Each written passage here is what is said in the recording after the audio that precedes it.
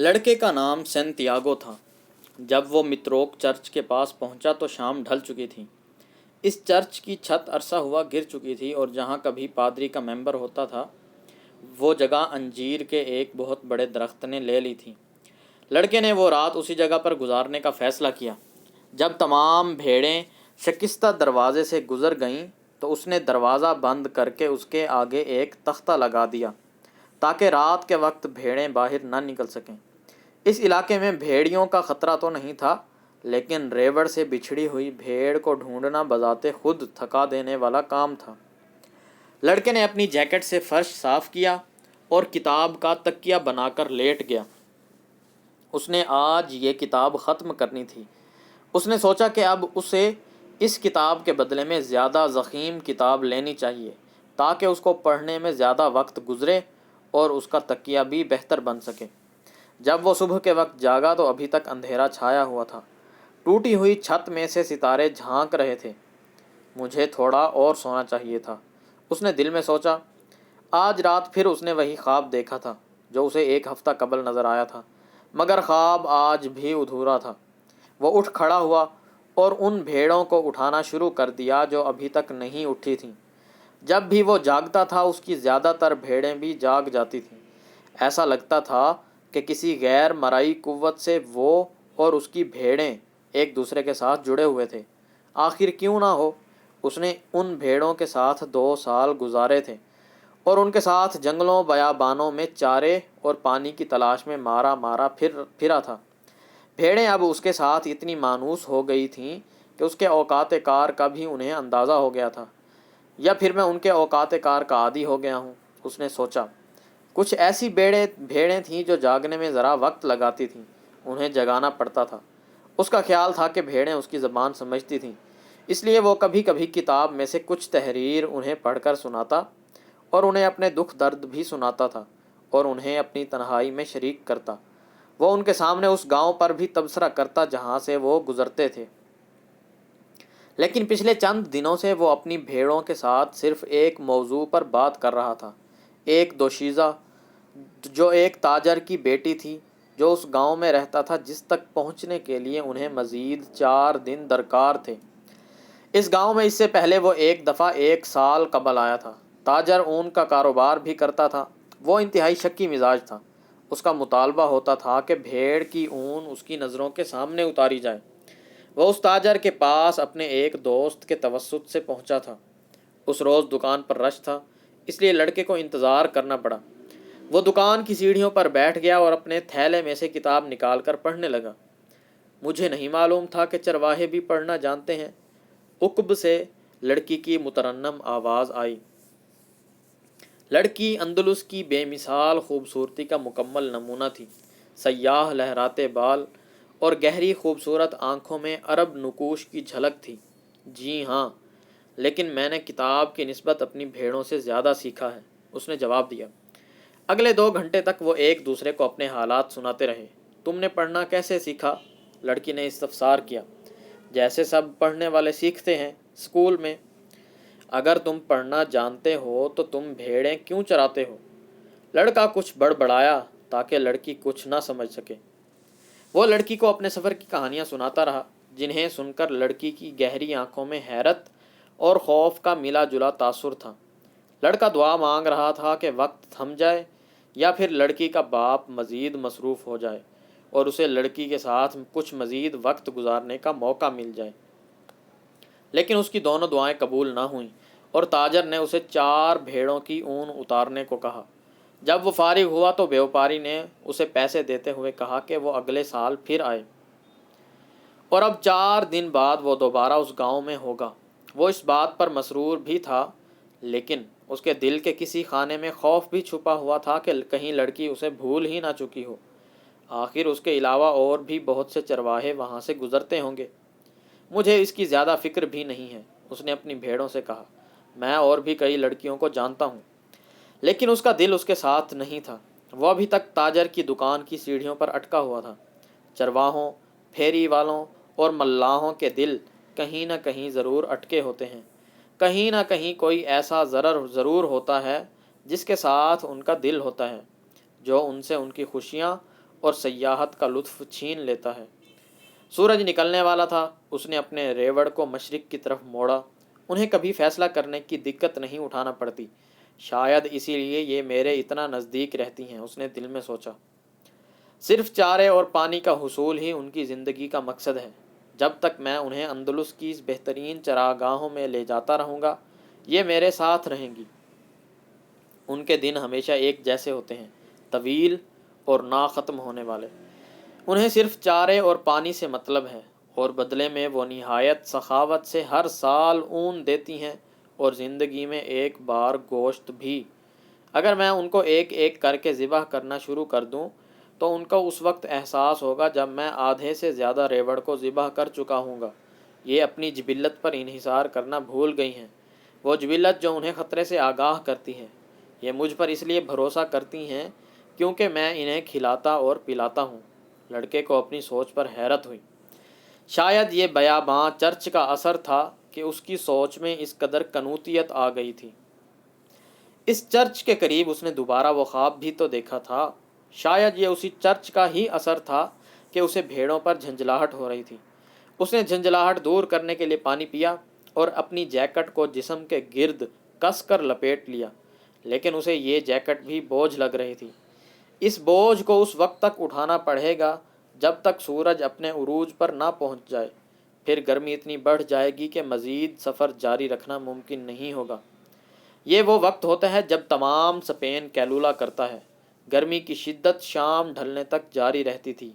مان اسے اس جیکٹ کی افادیت کا خیال آیا، اس کی وجہ سے وہ صبح کی خنکی کا سامنا کر پایا تھا۔ جیکٹ کا بھی ایک مقصد تھا، جیسا کہ اس کی زندگی کا ایک مقصد تھا۔ اس کی زندگی کا مقصد تھا سیاحت۔ اسپین میں 2 سال تک آوارہ گردی کرنے کے بعد اسے تمام شہروں اور قصبوں کا حدود اربع معلوم ہو گیا تھا۔ اس دفعہ اس کا ارادہ تھا کہ وہ تاجر کی بیٹی کو بتائے گا کہ ایک چرواہے نے لکھنا پڑھنا کیسے سیکھا۔ 16 سال کی عمر تک اس نے مدرسے میں تعلیم حاصل کی تھی۔ اس کے والدین کی خواہش تھی کہ وہ پادری بنے تاکہ پورا خاندان اس پر فخر کر سکے۔ وہ خود سخت محنت کرتے تھے، صرف 2 وقت کی روٹی کے لیے، بالکل اس کی بھیڑوں کی طرح۔ اس نے مذہبی تعلیم کے ساتھ ہسپانوی اور لاطینی زبان سیکھی، لیکن بچپن سے ہی اس کی خواہش تھی کہ وہ دنیا کی سیر کرے۔ یہ مقصد اس کے نزدیک خدا کو جاننے اور پادری بننے سے زیادہ اہم تھا۔ ایک دوپہر اس نے اپنی تمام تر جرت جمع کر کے اپنے باپ کو اپنی اس خواہش سے آگاہ کیا۔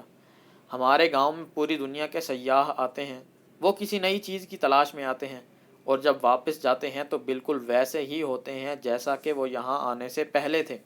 اس کے باپ نے اسے سمجھاتے ہوئے کہا۔ وہ اس پہاڑ پر چڑھنے کی مشقت صرف اس لیے جھیلتے ہیں، اس کے باپ نے پہاڑ کی طرف اشارہ کرتے ہوئے اپنی بات جاری رکھی، تاکہ وہ جھیل کا نظارہ کر سکیں، اور جب وہ یہاں سے جا رہے ہوتے ہیں تو ان کا خیال ہوتا ہے کہ ماضی حال سے کتنا بہتر تھا۔ ان کے چاہے سنہرے بال ہوں یا وہ گندمی رنگت کے ہوں، ہوتے وہ ہمارے جیسے انسان ہی ہیں، اور جہاں وہ رہتے ہیں وہ جگہ بھی ہماری اس زمین جیسی ہی ہے۔ لیکن میں پھر بھی ان کے شہر کو دیکھنا چاہتا ہوں جہاں وہ رہتے ہیں، لڑکے نے اصرار کیا۔ ان کی خواہش ہوتی ہے کہ کاش وہ ہمارے خوبصورت علاقے میں ہمیشہ رہ سکتے، باپ نے کہا۔ مگر میں ان کا علاقہ اور ان کی بود و باش دیکھنا چاہتا ہوں، لڑکے نے جواب دیا۔ مگر سیاحت کے لیے تو کافی پیسہ درکار ہوتا ہے، اور ہمارے پاس صرف 2 وقت کی روٹی ہے۔ ہمارے ہاں تو صرف چرواہے نئی چراگاہوں کی تلاش میں سیاحت کر سکتے ہیں۔ باپ نے بیٹے کو سمجھانے کی آخری کوشش کی۔ تو پھر میں چرواہا بنوں گا تاکہ اپنے ریوڑ کو پورے اسپین میں لیے پھروں، لڑکے نے فیصلہ کن لہجے میں جواب دیا۔ باپ نے بھی مزید بحث کرنا فضول سمجھا۔ اگلے دن اس کے باپ نے اس کے سامنے سونے کے 3 سکے رکھے۔ یہ مجھے کئی سال قبل راستے سے ملے تھے، میں نے اس لیے سنبھال کر رکھ دیے کہ ایک دن تمہارے کام آئیں گے۔ اب تم ان سے بھیڑیں خرید لو اور اپنا شوق پورا کرو، مگر ایک دن تمہیں احساس ہوگا کہ تم جس علاقے کو چھوڑ کر جا رہے ہو وہ دنیا کا سب سے خوبصورت علاقہ ہے۔ جب اس کا باپ اسے اپنی دعاؤں سے رخصت کر رہا تھا تو اسے اپنے باپ کی آنکھوں میں بھی ایک دبی ہوئی خواہش نظر آئی، دنیا دیکھنے کی خواہش۔ اس نے اس خواہش کو دبانے میں عمر گزار دی تھی، مگر وہ خواہش اب بھی اس کی آنکھوں سے عیاں تھی۔ یہ خواہش 2 وقت کی روٹی کی تلاش کے نیچے دبی ہوئی ضرور تھی، مگر ابھی تک زندہ تھی۔ فلک پر صبح کی سرخی کے پیچھے سے سورج آہستہ آہستہ نکل رہا تھا۔ لڑکا اپنے اور باپ کے درمیان ہونے والی بحث کو یاد کر رہا تھا۔ وہ اپنے فیصلے پر مطمئن تھا۔ اب تک وہ کئی خوبصورت مقامات سے گزرا تھا اور اس کی ملاقات کئی لوگوں سے ہوئی جن سے اس نے بہت کچھ سیکھا تھا۔ وہ بہت سی عورتوں سے بھی ملا، مگر ان میں سے کوئی بھی اس جیسی نہیں تھی جس سے اس نے چند دن بعد ملنا تھا۔ اس کے پاس بھیڑوں کا ریوڑ تھا، ایک کتاب تھی جس کے بدلے میں وہ ایک اور کتاب خرید سکتا تھا، اور ایک جیکٹ تھی جو اسے سردی کی شدت میں راحت بخش حرارت دیتی تھی۔ لیکن سب سے بڑھ کر یہ کہ وہ ہر روز اپنے خواب کی تعبیر میں گزارتا تھا، سیاحت کا خواب۔ یہ خواب اس کے لیے دنیا کی ہر چیز سے زیادہ قیمتی تھا۔ اگر اسپین کی سیاحت سے اس کا دل بھر گیا تو وہ اپنا غلہ بیچ کر سمندروں کے سفر پر نکل جائے گا۔ جب تک اس کا دل سمندر کی وسعتوں سے بھرے گا تو اس وقت تک وہ کئی مزید شہر دیکھ چکا ہوگا، بے شمار لوگوں سے مل چکا ہوگا، اور اس کے پاس کئی حسین یادوں کا خزانہ ہوگا۔ اس کی کوشش ہوتی تھی کہ وہ اس راہ پر نہ چلے جہاں سے ایک بار گزر چکا ہو۔ اس متروک چرچ سے اس کا گزر اس سے قبل نہیں ہوا تھا۔ دنیا بہت وسیع تھی، ہر بار اس کا گزر کسی نئی جگہ سے ہوتا تھا جو اس سے قبل آنے والی جگہوں سے زیادہ خوبصورت ہوتی تھیں۔ بھیڑوں کو آج تک اس بات کا اندازہ نہیں ہو سکا کہ وہ نئی جگہ سے گزر رہی ہیں یا وہی پرانا راستہ ہے۔ انہیں اس بات سے کوئی سروکار نہیں ہے کہ چراہ گاہ نئی ہے یا بہار نے خزاں کی جگہ لے لی ہے۔ ان کی زندگی کا مقصد صرف اور صرف چارے اور پانی کا حصول ہے۔ شاید میں بھی ان بھیڑوں سے مختلف نہیں ہوں، لڑکے نے سوچا۔ جب سے میں تاجر کی بیٹی سے ملا ہوں مجھے بھی کسی اور لڑکی کا خیال اچھا نہیں لگا۔ سورج کو دیکھ کر اس نے اندازہ کیا کہ دوپہر تک وہ طرفہ پہنچ جائے گا۔ طرفہ میں وہ اپنی پرانی کتاب کے بدلے مزید ضخیم کتاب لے گا، بوتل تازہ پانی سے بھرے گا اور حجامت بھی بنوائے گا تاکہ تاجر کی بیٹی سے ملاقات کے لیے تیار ہو سکے۔ وہ اس خیال کو دل میں جگہ دینے کے لیے تیار ہی نہیں تھا کہ تاجر نے اب تک اس کی شادی کر دی ہوگی۔ خواب کی تعبیر کے پورا ہونے کا انتظار زندگی کو دلچسپ بنا دیتا ہے۔ اس نے دوبارہ سورج کی طرف دیکھ کر وقت کا اندازہ کیا اور ریوڑ کو ہانکنے لگا تاکہ دھوپ تیز ہونے سے قبل طرفہ پہنچ جائے۔ پھر اسے یاد آیا کہ طرفہ میں ایک بوڑھی عورت رہتی تھی جو خوابوں کی تعبیر بتاتی تھی۔ بوڑھی خاتون لڑکے کو ایک کمرے میں لے گئی۔ ایک پردہ اس کمرے کو خواب گاہ سے الگ کرتا تھا۔ کمرے میں ایک میز اور 2 کرسیوں کے علاوہ مسیح کی تصویر بھی مزین تھی۔ بڑھیا نے اسے ایک کرسی پر بیٹھنے کا اشارہ کیا اور خود اس کے سامنے والی کرسی پر بیٹھ گئی۔ اس نے لڑکے کے دونوں ہاتھ اپنے ہاتھوں میں لے لیے اور آنکھیں بند کر کے کوئی دعا پڑھنے لگی۔ لڑکے کو ایسے محسوس ہوا جیسے وہ خانہ بدوشوں کی مخصوص دعا پڑھ رہی ہو۔ اس کا واسطہ اس سے قبل بھی خانہ بدوشوں سے پڑھ چکا تھا۔ خانہ بدوش بھی اپنی زندگی میں سفر میں گزارتے ہیں، مگر ان کے پاس بھیڑوں کا ریوڑ نہیں ہوتا۔ خانہ بدوش لوگوں کو مختلف کرتب دکھا کر پیسہ بٹورتے ہیں۔ ان کے بارے میں یہ تاثر بھی پایا جاتا تھا کہ وہ خرکاری بھی کرتے ہیں۔ خانہ بدوش بچوں کو اغوا کر کے ان سے بھیک منگواتے ہیں۔ بچپن میں اسے خانہ بدوشوں سے بہت خوف آتا تھا۔ جیسے ہی اس بڑھیا نے لڑکے کا ہاتھ پکڑا بچپن کا خوف دوبارہ لوٹ آیا۔ لیکن اس کے گھر میں مسیح کی تصویر اس بات کی علامت ہے کہ یہ بری عورت نہیں ہے، اس نے اپنے آپ کو تسلی دیتے ہوئے کہا۔ وہ کوشش کر رہا تھا کہ عورت کو اس کے ہاتھوں کی کپکپاہٹ سے اس کے اندرونی خوف کا اندازہ نہ ہو۔ دلچسپ، بڑھیا نے اپنی نظریں لڑکے کی ہتھیلیوں پر جماتے ہوئے کہا۔ لڑکا نروس ہونے لگا، اس کے ہاتھ کانپنے لگے۔ بڑھیا کو بھی اس کے ہاتھوں کی کپکپاہٹ کا احساس ہو گیا۔ لڑکے نے یکدم اپنے ہاتھ چھڑا لیے۔ میں تمہارے پاس اپنا ہاتھ دکھانے نہیں آیا، لڑکے نے بڑھیا کو مخاطب کیا۔ اسے افسوس ہو رہا تھا کہ وہ یہاں کیوں آیا۔ ایک لمحے کے لیے اس نے سوچا کہ وہ بڑھیا کی فیس ادا کرے اور اس سے اپنے خواب کی تعبیر معلوم کیے بغیر چلا جائے۔ تم یہاں اپنے خواب کی تعبیر جاننے کے لیے آئے ہو، بوڑھیا نے کہا، اور خواب خدا کا کلام ہے۔ اگر خدا ہم سے ہماری زبان میں کلام کرے تو میں اس کی تعبیر بتا سکتی ہوں، لیکن اگر خدا روح کی زبان میں بات کرے تو صرف وہی اس کا مفہوم جان سکتا ہے جس سے کہ خدا نے کلام کیا ہے۔ اگر تم مجھ سے مشورہ کرو گے تو میں تم سے فیس بہرحال لوں گی۔ ایک اور کرتب، لڑکے نے سوچا۔ پھر بھی اس نے سوچا کہ ایک چانس لیا جائے۔ چانس لینا چرواہے کی جبلت میں شامل ہوتا ہے۔ وہ بھیڑیوں کے ساتھ چانس لیتا ہے اور پھر خشک سالی کے ساتھ بھی، اور یہی چانس چرواہے کی زندگی کو دوسروں کی زندگی سے مختلف اور دلچسپ بناتا ہے۔ میں نے ایک ہی خواب 2 بار دیکھا ہے، لڑکا بولا۔ میں نے دیکھا کہ میں چراگاہ میں ہوں اور ایک بچہ آتا ہے اور بھیڑوں کے ساتھ کھیلنا شروع کر دیتا ہے۔ میں مردوں کو ایسا نہیں کرنے دیتا کیونکہ بھیڑیں مردوں سے خوف زدہ ہو کر بھاگنے لگتی ہیں، لیکن وہ بچوں سے خوف زدہ نہیں ہوتی۔ مجھے نہیں معلوم کہ جانوروں کو انسانوں کی عمر کا کس طرح سے احساس ہو جاتا ہے۔ مجھے اپنے خواب کے بارے میں مزید بتاؤ۔ بوڑھیا بولی۔ میں نے کھانا پکانا ہے اور تمہارے پاس میری فیس کے لیے پورے پیسے بھی نہیں ہیں، اس لیے میں تمہیں زیادہ وقت نہیں دے سکتی۔ بچہ کافی دیر تک میری بھیڑوں کے ساتھ کھیلتا رہتا ہے۔ لڑکے نے اپنی بات دوبارہ شروع کی۔ اچانک بچے نے مجھے میرے دونوں ہاتھوں سے پکڑ کر اچھالا اور مجھے احرام مصر پر پھینک دیا۔ اس نے توقف کیا تاکہ جان سکے کہ بڑھیا کو احرام مصر کا کچھ اندازہ تھا کہ نہیں، لیکن بڑھیا خاموش رہی۔ پھر احرام مصر پر اس نے لفظ احرام مصر ٹھہر ٹھہر کر اور کھینچ کر ادا کیا تاکہ بڑھیا سمجھ سکے۔ بچے نے مجھ سے کہا، اگر تم یہاں آؤ تو تمہیں ایک خزانہ مل سکتا ہے۔ لیکن جیسے ہی وہ مجھے خزانے کی جگہ دکھانے لگتا ہے میری آنکھ کھل جاتی ہے۔ بڑھیا کچھ دیر تو خاموش رہی، پھر اس نے لڑکے کا ہاتھ دوبارہ اپنے ہاتھوں میں لیا اور اس کی ہتھیلیوں کو غور سے دیکھنے لگی۔ میں تم سے ابھی کوئی فیس نہیں لوں گی۔ اگر تمہیں خزانہ مل گیا تو تم مجھے اس کا 10واں حصہ دو گے۔ لڑکا خوشی سے ہنسنے لگا۔ خزانہ ملنے کی خوشی نہیں، بلکہ بڑھیا کی فیس ادا نہ کرنے کی خوشی۔ ٹھیک ہے، مجھے خواب کی تعبیر بتاؤ، اس نے کہا۔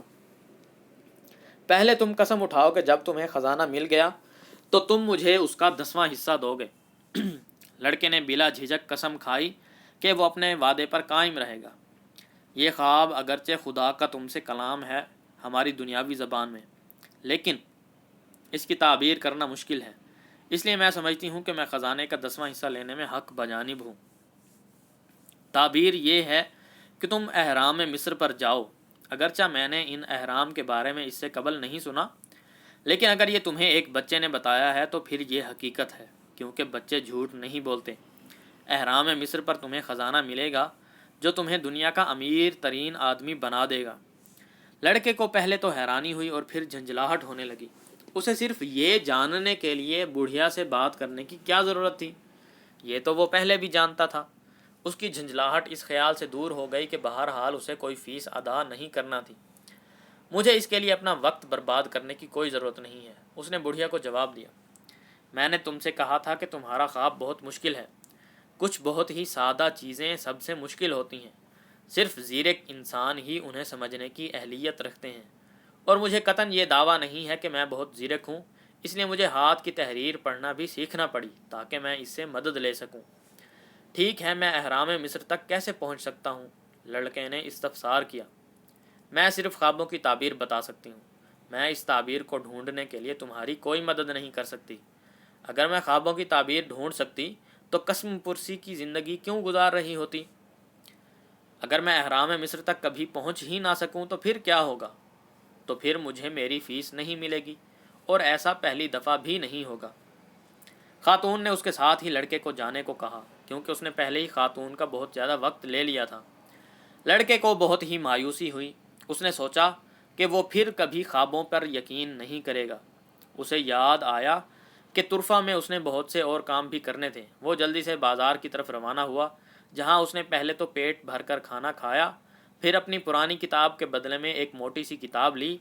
ان تمام کاموں سے فارغ ہو کر وہ ایک بینچ پر بیٹھ گیا تاکہ بازار کا نظارہ کر سکے۔ دھوپ میں ابھی تک شدت تھی۔ اس نے اپنی بوتل نکالی اور پانی پینے لگا۔ اس نے بھیڑیں شہر کے صدر دروازے کے قریب ایک دوست کے باڑے میں بند کر دی تھیں۔ شہر میں اور بھی کئی لوگ اس کے واقف تھے۔ سیاحت کے بہت سارے فوائد کا یہ صرف ایک پہلو تھا کہ پورے اسپین میں کافی لوگ ایسے تھے جنہیں وہ دوست کہہ سکتا تھا۔ وہ ہمیشہ نئے دوست بناتا تھا، مگر ان کے ساتھ ہمیشہ رہنے سے گریز کرتا تھا۔ اس کے خیال میں جب آپ کسی کے ساتھ زیادہ دیر تک رہیں تو آپ اس شخص کی زندگی کا حصہ بن جاتے ہیں اور ان کی چھوٹی چھوٹی خامیاں آپ کو بہت بڑی محسوس ہوتی ہیں۔ پھر آپ چاہتے ہیں کہ وہ شخص اپنے آپ کو بدل لے۔ اگر کوئی شخص اس طرح کا نہیں ہے جیسا کہ آپ چاہتے ہیں تو آپ کو جھنجھلاہٹ ہونے لگتی ہے۔ ہر شخص کو اس بات کا تو صحیح ادراک ہے کہ دوسروں کا رویہ کیسا ہونا چاہیے، مگر وہ اس احساس سے عاری ہیں کہ خود ان کو کس طرح کا برتاؤ کرنا چاہیے۔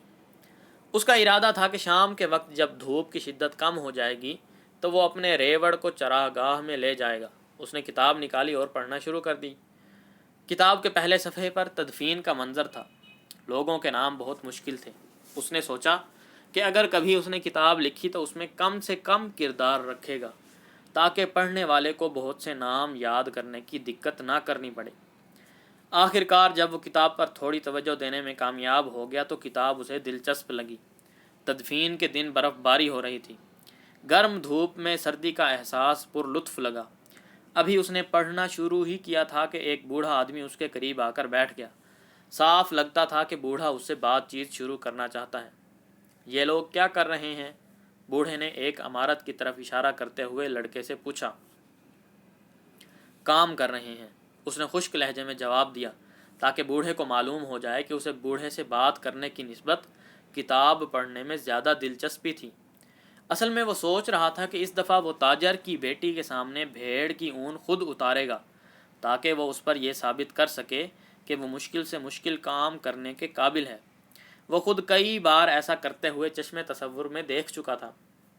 جب اس نے تاجر کی بیٹی کو یہ بتایا کہ بھیڑ کی اون پیچھے سے آگے کی طرف اتاری جاتی ہے تو لڑکی بہت محظوظ ہوئی اور یہ اسے بہت اچھا لگا۔ اس نے چند کہانیاں بھی کوشش کر کے یاد کی تھیں۔ یہ کہانیاں وہ اس لڑکی کو سنانا چاہتا تھا۔ یہ کہانیاں اس نے مختلف کتابوں میں پڑھی تھیں، لیکن وہ ان کہانیوں کو اپنے تجربے کے نچوڑ کے طور پر پیش کرنا چاہتا تھا۔ اسے یقین تھا کہ تاجر کی بیٹی کو حقیقت کبھی معلوم نہ ہو سکے گی کیونکہ وہ پڑھنا نہیں جانتی تھی۔ بوڑھا بھی اپنی ضد کا پکا تھا۔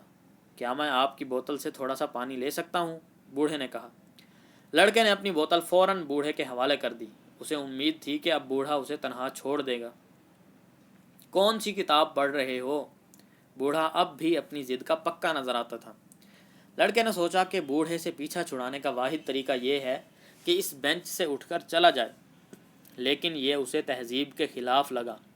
اس کے ماں باپ نے اسے تمیز سکھائی تھی اور بڑوں کا ادب کرنے کی تلقین کی تھی۔ اس نے کتاب بوڑھے کے سامنے کر دی۔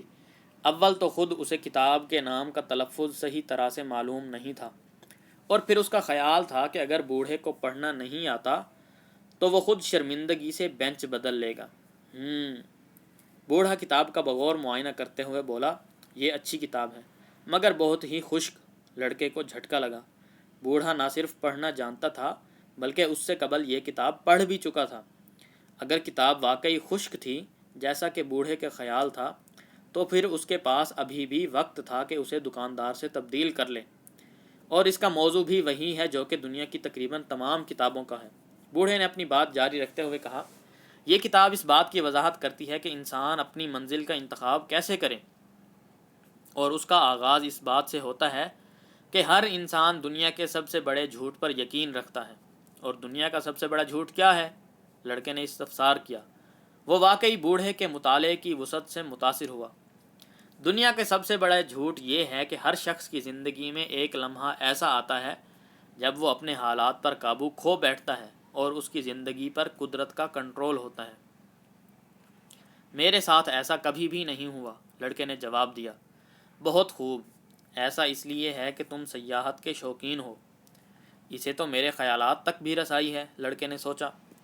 بوڑھا کتاب کی ورق گردانی میں مصروف تھا اور کتاب واپس کرنے کا اس کا کوئی ارادہ معلوم نہیں ہوتا تھا۔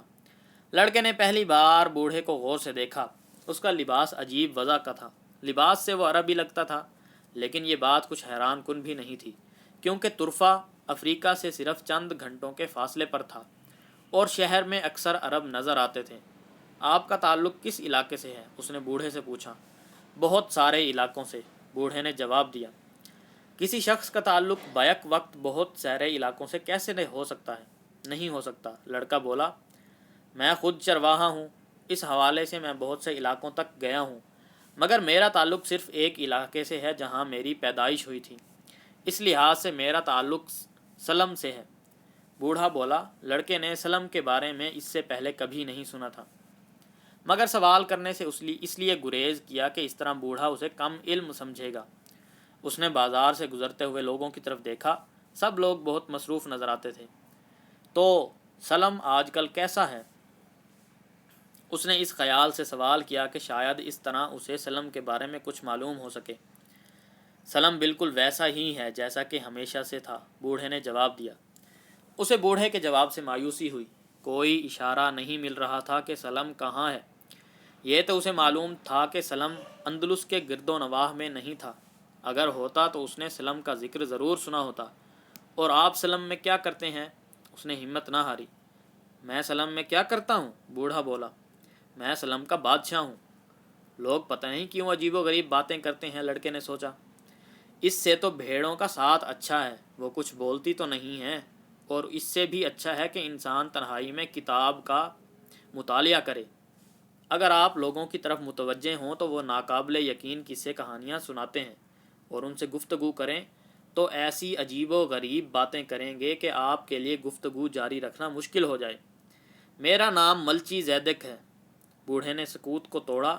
تمہارے پاس کتنی بھیڑیں ہیں؟ کافی ہیں، لڑکے نے جواب دیا۔ اس نے محسوس کیا کہ بوڑھا اس کی زندگی کے بارے میں جاننے سے دلچسپی رکھتا تھا۔ پھر تو ایک مسئلہ ہے۔ اگر تمہارا خیال ہے کہ تمہارے پاس کافی بھیڑیں ہیں، تب تو میں تمہاری مدد نہیں کر سکتا، بوڑھا بولا۔ لڑکے کو جھنجھلاہٹ ہو رہی تھی۔ اسے یہ سمجھ نہیں آ رہا تھا کہ اس نے بوڑھے سے کب مدد مانگی تھی، بلکہ بوڑھے نے اس سے پانی مانگا تھا اور اس سے گفتگو کرنے پر بھی مصر تھا۔ میری کتاب واپس کر دیں، لڑکے نے کہا۔ میں نے اپنی بھیڑوں کو اکٹھا کرنا اور بہت دور جانا ہے۔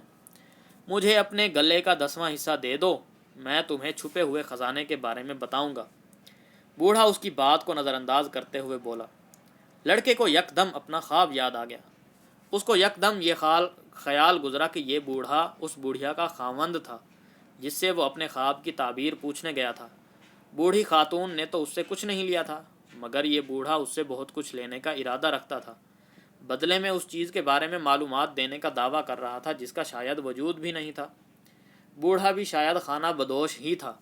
اس سے قبل کہ لڑکا کچھ بولتا، بوڑھے نے چھڑی اٹھائی اور ریت پر کچھ لکھنے لگا۔ بوڑھے کی چھاتی سے روشنی کا ایک ایسا شعلہ نکلا جس سے لڑکے کی آنکھیں تھوڑی دیر کے لیے چندھیا گئیں۔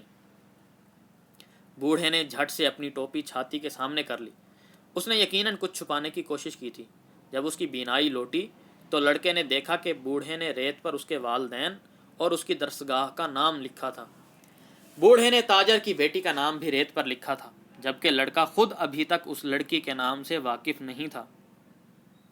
میں سلم کا بادشاہ ہوں، بوڑھا بولا۔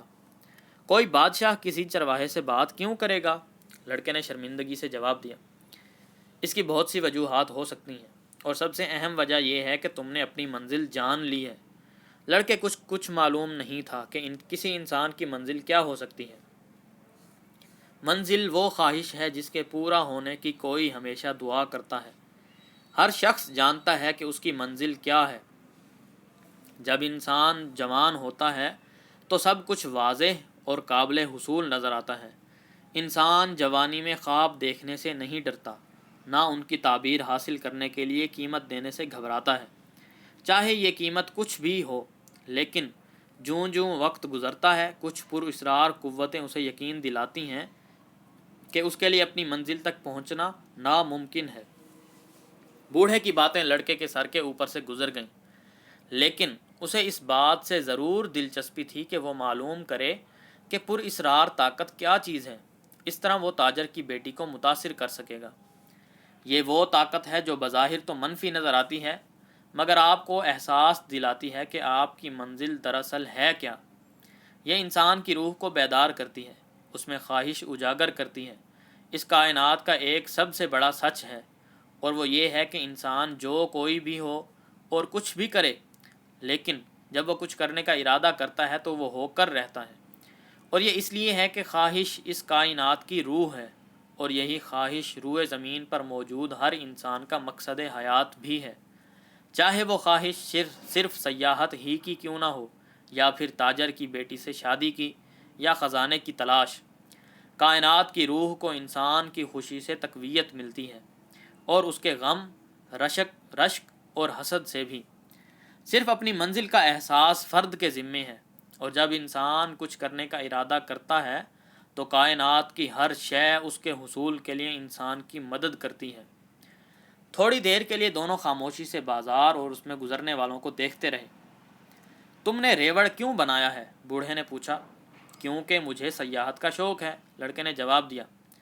جب وہ نوجوان تھا، بوڑھا بیکری والے کی طرف اشارہ کرتے ہوئے بولا، جو اپنی دکان کے دروازے میں کھڑا تھا، تو اسے بھی سیاحت کا شوق تھا۔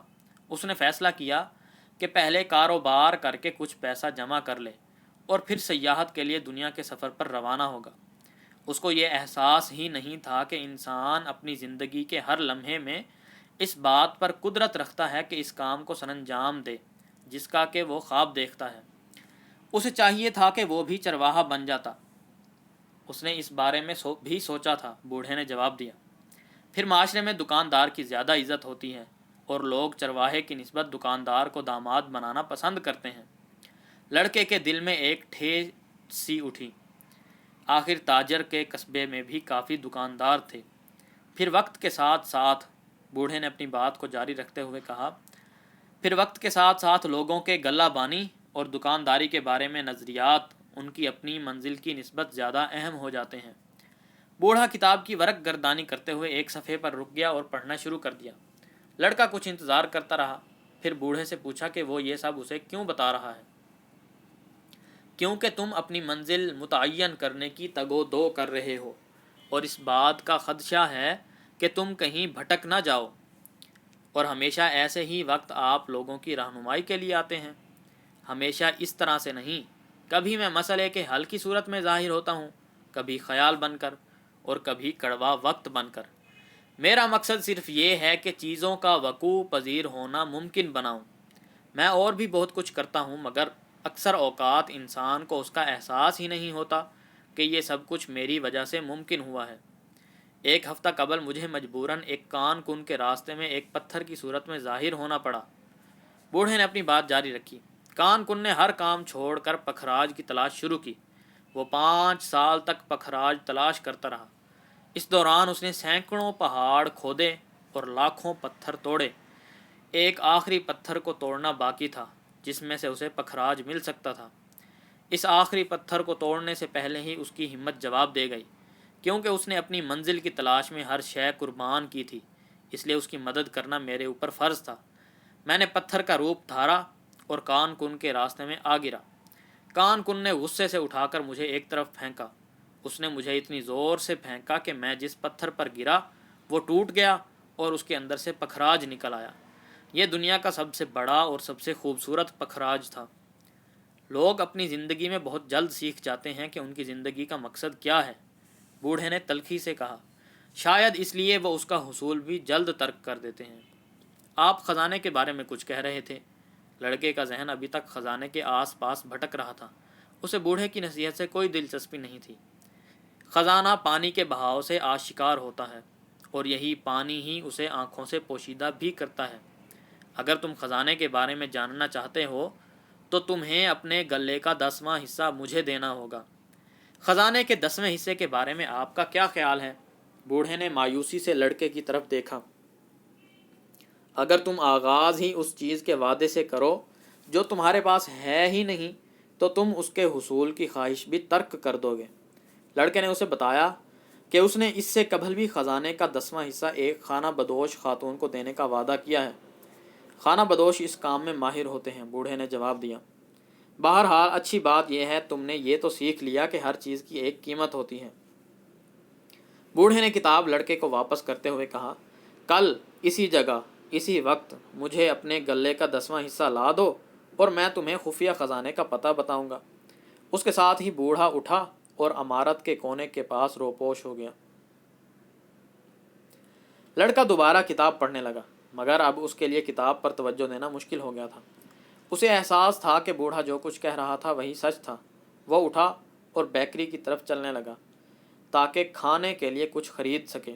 وہ اسی شش و پنج میں تھا کہ وہ دکاندار کو بتائے یا نہ بتائے کہ بوڑھے نے اس کے بارے میں کیا کہا تھا۔ کبھی کبھی حالات کو اس کی ڈگر پر چھوڑ دینا ہی بہتر ہوتا ہے، اس نے اپنے آپ سے کہا۔ اس نے دکاندار کو کچھ نہ بتانے کا فیصلہ کیا۔ اگر وہ کچھ بتاتا تو شاید دکاندار سب کچھ چھوڑ کر دوبارہ اپنے خواب کا پیچھا کرنے لگتا، جبکہ اب اس نے حالات سے سمجھوتا کر لیا تھا اور وہ دکاندار کے لیے پریشانی کا سبب نہیں بننا چاہتا تھا۔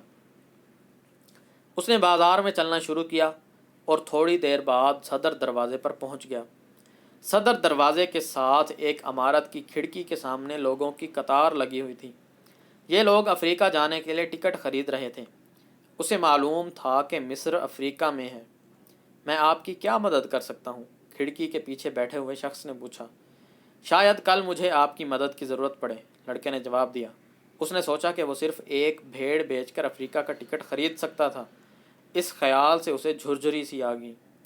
ایک اور خیالوں کی دنیا کا باسی، ٹکٹ کلرک نے اپنے ساتھی سے کہا۔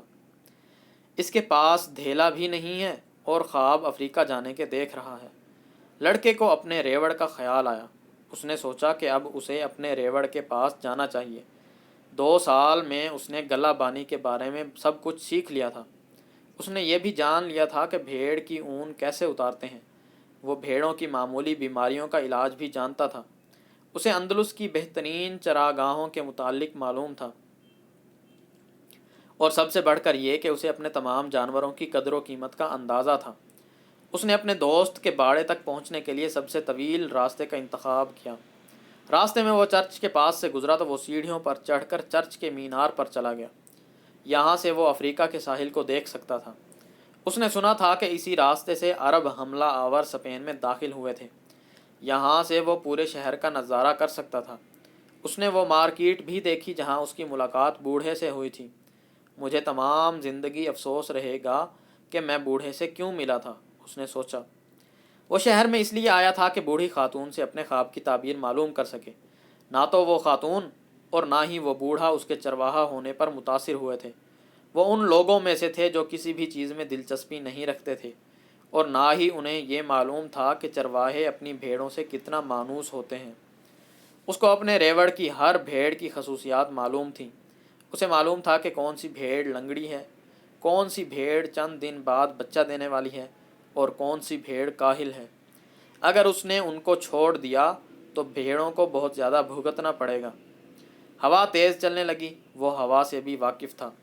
اندلس میں اس کا نام لیوانتر ہے، کیونکہ یہ لیوانت کی جانب سے چلتی ہے۔ لیوانت بحر اوقیانوس پر اندلس کے جنوب میں واقع ہے۔ لیوانتر کی رفتار تیز ہونے لگی۔ اس نے سوچا کہ اب وہ اپنے ریوڑ اور اپنے خزانے کے درمیان میں کھڑا تھا۔ ان دو میں سے اسے ایک کا انتخاب کرنا تھا۔ پھر تاجر کی بیٹی بھی تو تھی، مگر وہ اتنی اہم نہیں تھی جتنا کہ اس کا ریوڑ، کیونکہ اس لڑکی کا انحصار اس کے ریوڑ کی طرح لڑکے پر نہیں تھا، اور شاید اسے تو میں یاد بھی نہ ہوں، اس نے اپنے آپ سے کہا۔ اس کو تو شاید اس بات کا احساس ہی نہ ہو کہ میں اس سے کس دن ملا تھا، کیونکہ اس کے لیے ہر دن ایک جیسا تھا، اور تمام دن ایک جیسے اس لیے ہوتے ہیں کیونکہ لوگوں کو ہر دن میں ہونے والی اچھی چیزوں کا احساس نہیں ہوتا۔ میں نے اپنے ماں باپ کو چھوڑا، اپنے قصبے کو چھوڑا، اور وہ لوگ شاید میری غیر موجودگی کے عادی بھی ہو گئے ہوں گے۔ اسی طرح بھیڑیں بھی میری غیر موجودگی کی عادی ہو جائیں گی، اس نے سوچا۔ لیوانتر اور تیز ہو گئی۔ اس کی شدت وہ اپنے چہرے پر محسوس کر سکتا تھا۔ اسی لیوانتر کے ساتھ کبھی عرب فاتح آئے تھے، اور اس کے ہی دوش پر ان لوگوں کے پسینے اور خوابوں کی خوشبو آتی تھی۔ دوش کندھا، جو اپنے اپنے خزانوں کی تلاش میں صحرا کی جانب روانہ ہوئے تھے۔ اسے ہوا کی آزادی سے حسد ہونے لگا۔ اسے بھی اس ہوا کی طرح آزاد ہونا چاہیے تھا۔ اب بھی شاید اسے روکنے والا کوئی نہیں تھا اس کے اپنے سوا۔ اس کا ریوڑ، تاجر کی بیٹی اور اندلس کی چراگاہیں اس کی منزل کی جانب صرف ایک قدم کی حیثیت رکھتے تھے۔ دوسرے دن لڑکا بوڑھے سے ملاقات کے لیے اپنی 6 بھیڑوں کے ساتھ موجود تھا۔ مجھے حیرت ہے کہ میرے دوست نے باقی کی بھیڑیں فوراً کیسے خرید لیں، اس نے بوڑھے سے کہا۔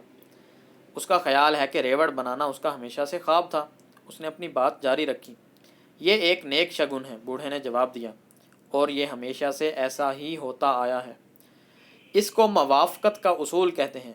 جب تم پہلی دفعہ تاش کے پتے کھیلو تو تمہیں اپنی جیت کا پختہ یقین ہوتا ہے، اسے شروعات کی جیت کہتے ہیں۔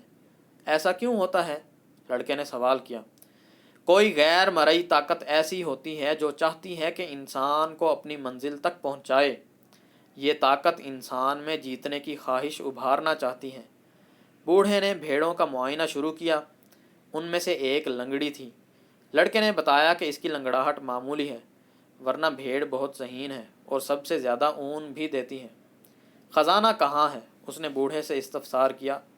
مصر میں، اہرام کے پاس۔ لڑکے کو حیرت ہوئی کہ بوڑھی خاتون نے بھی یہی کچھ کہا تھا، مگر بدلے میں کچھ نہیں لیا تھا۔ خزانے کو ڈھونڈنے کے لیے تمہیں نشانیاں پہچاننا ہوں گی، بوڑھے نے کہا۔ خدا نے ہر انسان کے لیے ایک راہ متعین کی ہے، تمہیں اس راہ کو پہچاننے کے لیے صرف نشانیوں کو پہچاننا ہوگا۔ اس سے قبل کہ وہ بوڑھے کی بات کا کوئی جواب دیتا، ایک تتلی اڑتی ہوئی اس کے اور بوڑھے کے درمیان سے گزری۔ اسے اپنے دادا کی بات یاد آ گئی جس نے کہا تھا کہ تتلی اچھا شگن ہے۔ اس کے علاوہ حشرات، چھپکلیاں اور 4 پتوں والے کلور بھی۔ ہاں بالکل، یہ اچھی علامت ہے، تمہارے دادا نے صحیح کہا تھا، بوڑھے نے اس کے ذہن کو پڑھتے ہوئے کہا۔ بوڑھے نے اپنی صدری کھولی تو لڑکا حیران رہ گیا۔ بوڑھے نے سونے کی زرہ پہنی ہوئی تھی جس پر قیمتی پتھر جڑے ہوئے تھے۔ اسے گزشتہ روز بوڑھے کی چھاتی سے نکلنے والی خیرہ کر دینے والی روشنی یاد آ گئی۔ بوڑھا واقعی کوئی بادشاہ تھا اور راہزنوں سے بچنے کے لیے ایسا روپ دھار رکھا تھا۔ یہ لو، بوڑھے نے ایک کالے اور ایک سفید رنگ کا پتھر لڑکے کو دیتے ہوئے کہا، ان کو یوریم اور تھومیم کہتے ہیں۔ سفید کا مطلب ہے ہاں اور کالے کا مطلب ہے نہ۔